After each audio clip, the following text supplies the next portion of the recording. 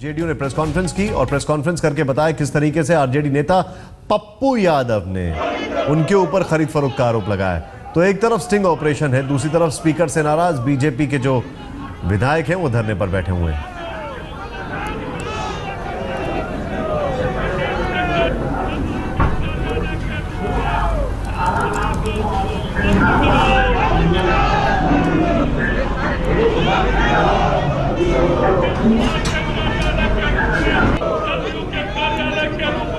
विधानसभा का उपयोग बंद करो, उपयोग बंद करो, बंद करना होगा।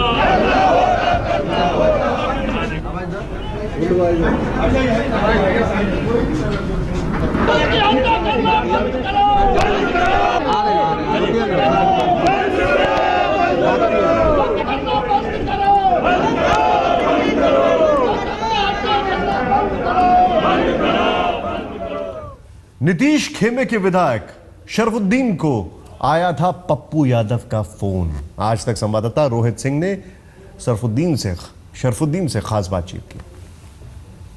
जेडीयू के विधायक शरफुद्दीन साहब इस वक्त हमारे साथ है, शिवहर से हैं। इन्होंने एक आरोप लगाया है बहुत गंभीर पप्पू यादव पे, आरजेडी के एमपी। क्या आरोप लगाया आपने पप्पू यादव पे, जरा बता दें। वो हमको प्रलोभन दिए से सबसे बड़ा पोस्ट देंगे और पैसा देंगे।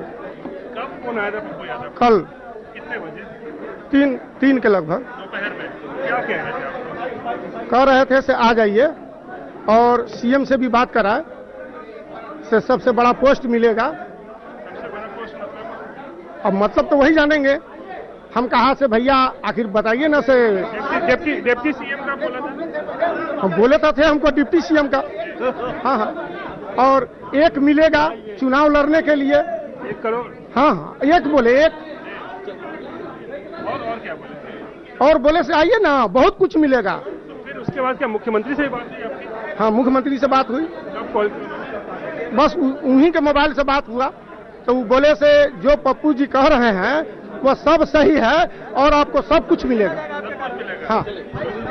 ये बताइए सर, कार्रवाई क्या कर रहे हैं आप लोग?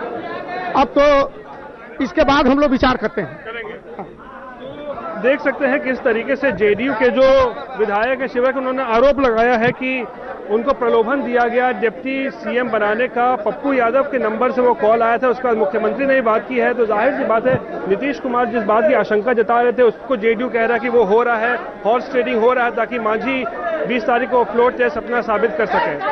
रोहित सिंह, पटना, आज तक। तो क्या ये समझा जाए कि मांझी की नैया जेडीयू के भवन में फंसती दिख रही है? बड़ा सवाल है।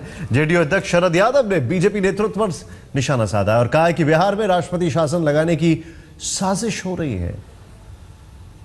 देश के संविधान बनाने वालों ने, रात को मैं पढ़ रहा था, ये कभी सोचा नहीं था कि इस तरह की चीजें भी खड़ी हो सकती है। हम 130 आदमी को लेकर के जो गवर्नर हैं उनके पास गए कि बोबई केस है, जगदम्बी पाल का केस है, पार्लियामेंट, विधानसभा और लोकसभा के भीतर ही बहुमत साबित किया जा सकता है। आपसे विनती है कि ये बजट सेशन है, आप 28 आवर्स में ये सत्र बुला सकते हैं, यानी विश्वास का मत लेने के लिए, और जीताराम मांझी को ही कह सकते हैं। यदि वो बहुमत साबित नहीं करते, जो कुछ नतीजा होता है, तो जो असली पार्टी होती है, जो असली उसमें बहुमत आएगा और बहुमत की सरकार बनेगी, उसका बजट पढ़िए आप। बहुमत मैसिव मेजॉरिटी हमारे पास है, 130 लोग हमारे पास है। तो हमने निवेदन किया कि ये जल्दी कर लीजिए। वो सहमत भी थे कि मैं किसका बजट पढ़ूंगा।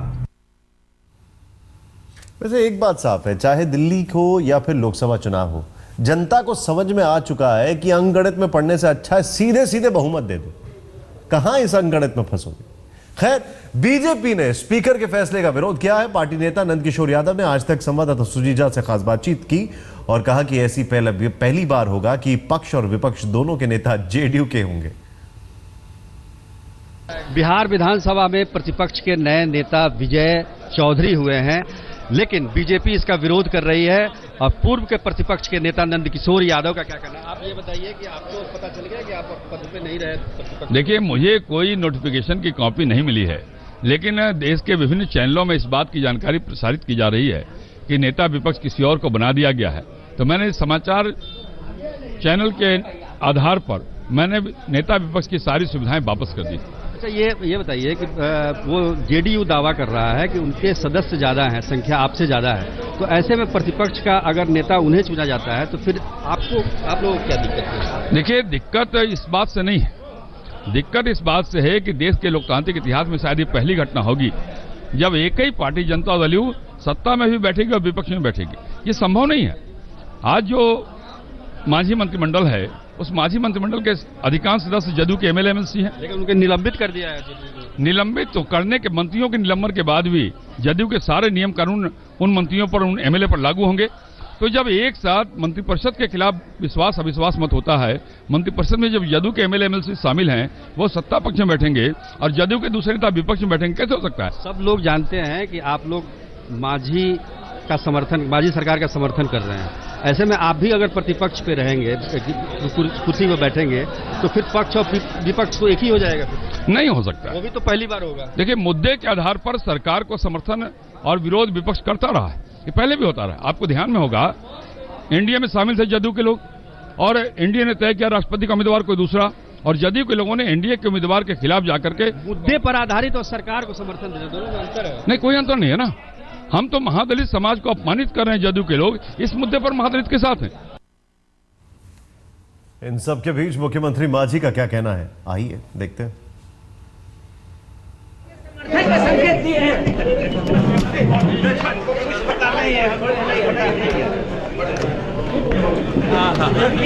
बीजेपी ने समर्थन के संकेत दिए हैं। हमको कुछ पता नहीं है। हम विधायकों से समर्थन मांगा है, पार्टी से नहीं। इनकी तस्वीर देखकर नीतीश क्या कहते होंगे? अरे छोड़िए, कुछ दिन की बात और है। कहीं ऐसा तो नहीं कहते हैं?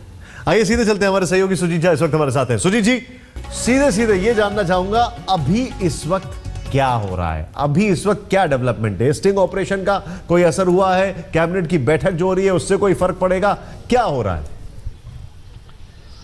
देखिए, अभी सब कुछ ध्यान लगा हुआ है कल के शक्ति परीक्षण पर, और सारे जितने भी पार्टियां हैं सब जोड़ तोड़ में लगी हुई हैं। आपको पता है कि 5 पार्टियां हैं बिहार विधानसभा में, जिसमें से एक बीजेपी मांझी के साथ है और बाकी जो 4 हैं वो नीतीश कुमार के साथ है। तो निश्चित रूप से आरोप प्रत्यारोप का दौर चल रहा है।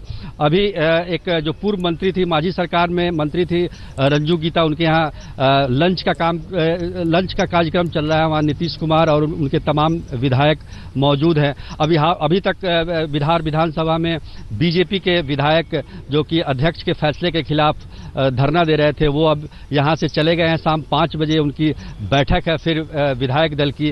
हालांकि अधिकतर विधायक ये मन बना चुके हैं कि जीतनराम मांझी सरकार को समर्थन देना है बीजेपी के, लेकिन आज फिर ये बैठक होगी बीजेपी की और उसके बाद ये आधिकारिक रूप से घोषणा बीजेपी करेगी। तो कुल मिलाकर देखा जाए, एक मामला कोर्ट में भी चल रहा है, जिसमें पहले तो चीफ जस्टिस ने उसे सुनने से मना कर दिया था, जिसमें जो बर्खास्त विधायक है, मैं आपसे एक चीज जानना चाह रहा हूं।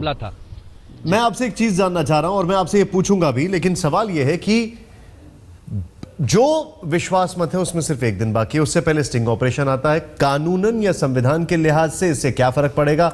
दूसरा, विपक्ष का नेता चुनने को लेकर जिस तरीके से हंगामा हुआ, ये क्या दर्शाता है?